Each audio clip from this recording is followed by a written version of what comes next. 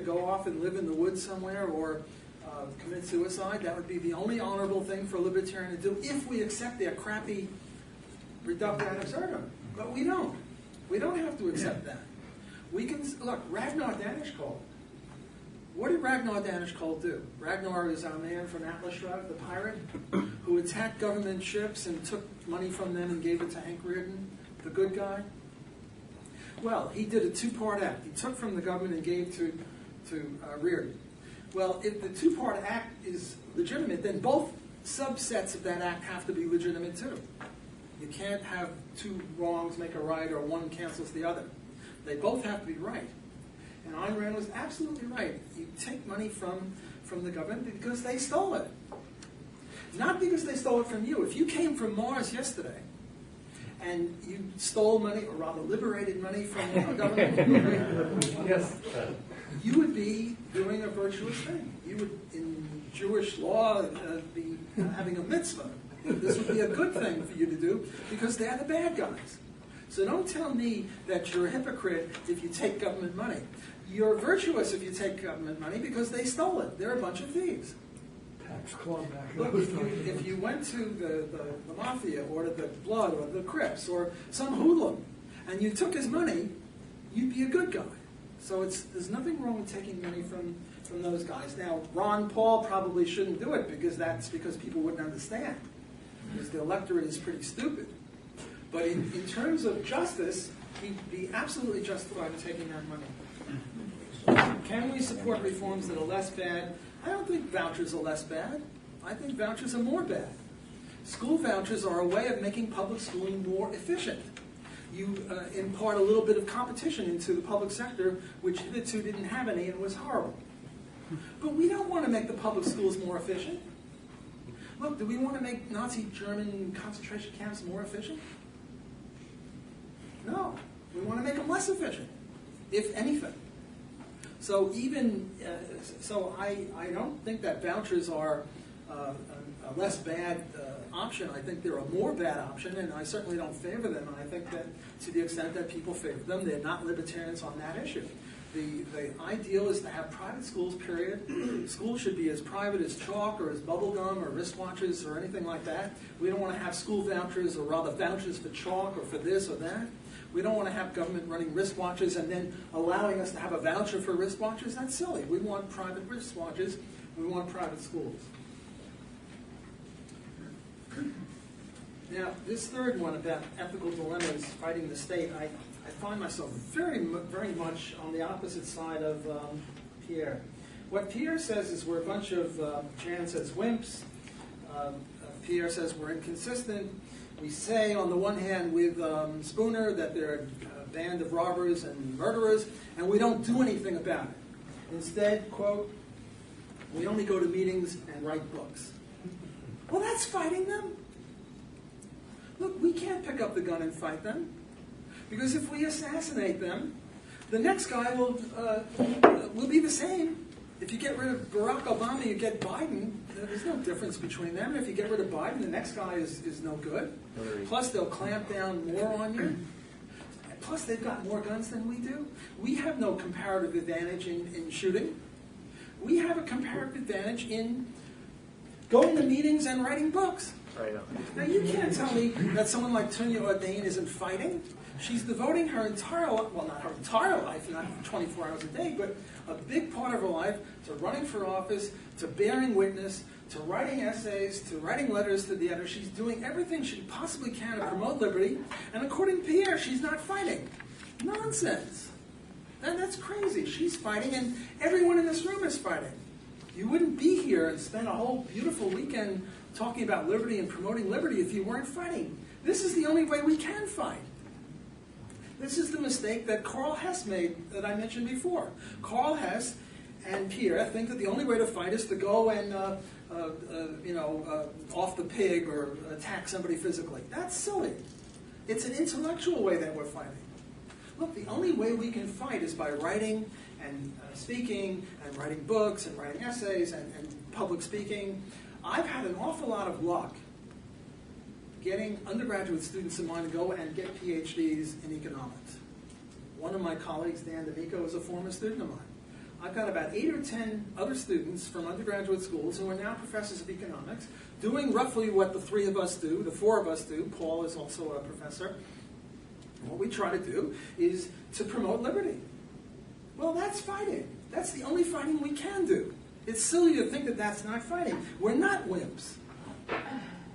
Now, as far as Mark Emery, and I think somebody mentioned income tax, what was his, Erwin Schiff said that income taxes were no good. Peter Schiff is his son, the one in Connecticut. I don't think that that's sensible. I really didn't agree with Mark Emery.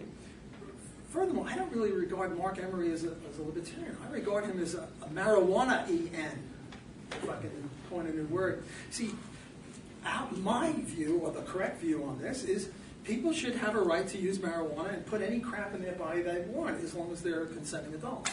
But Mark didn't have that view. Mark's view was that marijuana was good, and that everybody should do marijuana. That's not a libertarian view. The libertarian... He had both views. Well, he had both views, but he especially emphasized the view that marijuana is good. And he was always going on in his speeches and his writing about how great marijuana was, which is not a libertarian view. Right. Look, I favor the legalization of prostitution. I don't want my daughter to be a prostitute.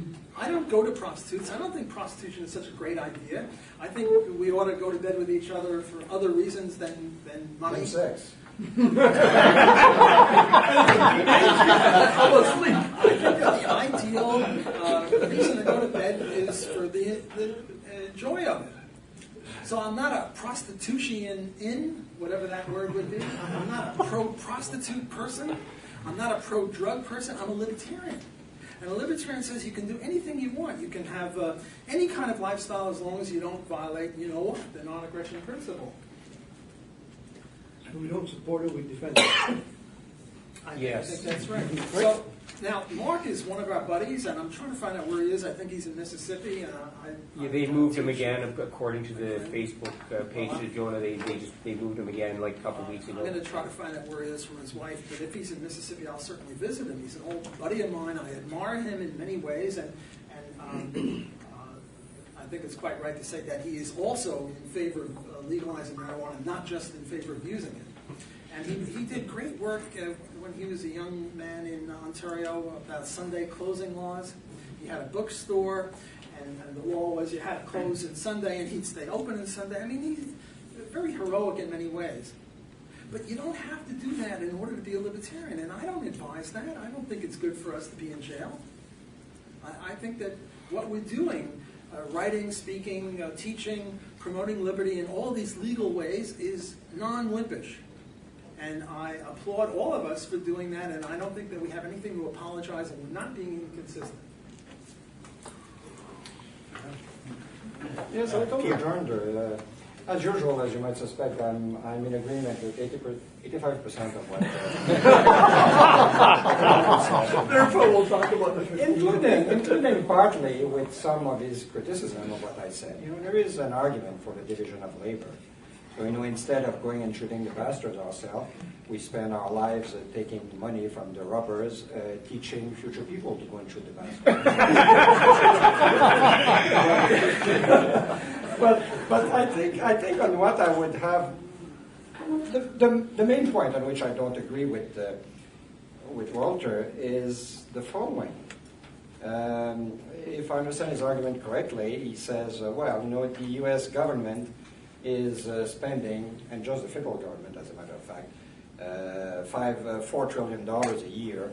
Actually, it's probably $5 trillion if you include the state governments, or it's probably $6 trillion, as a matter of fact. It's one third of 14 trillion, so it's 5 trillion. Yes, it's a lot of money. So Walter, with his little $200,000 salary, a year, he's taking, his tiny part of this $5 trillion, and so I think his argument does make sense in the sense that even if he didn't take money from the public university, there would be such a minute difference in federal government power, only state government actually in this case, that it would not make a difference. So he says, let me take it. But what I would like to suggest is that this sort of non-consequence justification of one's action, with which I would probably agree, is more difficult to justify from a natural law or natural right position, where there are some sacred rights and some absolute laws. And let me give you an example. If, to show you that I think Walter's argument depends crucially on the fact that he is only taking a small bit of money from the thieves. Because imagine that there is a thief who goes to your neighbor and steals the milk from your neighbor's baby, just as the baby was going to drink his daily milk. And the thief grabs it from the baby and walks out of the house. And then I come and take the milk from the thief and drink the milk. It doesn't matter. No, it was a thief. It didn't belong to the thief. Well, of course it doesn't matter. It belonged to the people from whom the thief has stolen the money. So if you actually take some money from the thief, you should, I think, well, I suggest, under any strong concept of natural law, you should return the money to the people from whom it was stolen, and not actually consume it yourself. What if you're one of the people the money was stolen from? Well, no, but it's okay. It's okay. So you know, out of the you just divide whatever money you've got by the number of taxpayers, and you return 99.99% of it, and you keep, you know, your tiny little part. This would seem to be consistent with a very strong conception of morality. Now, you know, I happen not to believe in these very strong natural law, inflexible conception of morality. So, you know, I would probably accept Walter's argument that his little $200,000 is so small, you know, that if you were to take it back and divide it among the 150 million American taxpayers, it would be, what, 1 cent each or something like this, that it wouldn't make any difference. So, I'm keeping the money, you know, at least for me it makes a difference. Moreover, I'm teaching to the people who are going to go and shoot the bastards later. So that's, you know, that's a little part of which I can do. Okay, well, and then we have Phil, who is next. In my publications on that, I do talk about that very question. Here I was just talking about taking from the thieves. I wasn't talking about what you do with it. I think Pierre has a reasonable point, and in my publications on this, I do talk about that. My claim is that whoever comes to me and says, hey, you got some of my money, let's see what their situation is. Only libertarians could do that, by the way, so we have sort of a bias here. Because only libertarians oppose that. If you favor this, you're part of the gang. You're not really part of the good guys. So it wouldn't be 150 million people. It would only be libertarians. Okay, so I'll see you after. So we've reduced it from 150 million to, how many libertarians are there in the U.S. or in Canada? 100,000? 1/2 of 1%. 1/2 of 1%, give or take. So there's a lot fewer people that have to be divided among. And then we have to ask a libertarian who comes to me and says, well, why don't you go get your own money? Why don't you liberate your own money? And are you acting against me, who I am now attacking the government, and you're trying to undermine me from... This is what I write about it when I treated it at a greater length.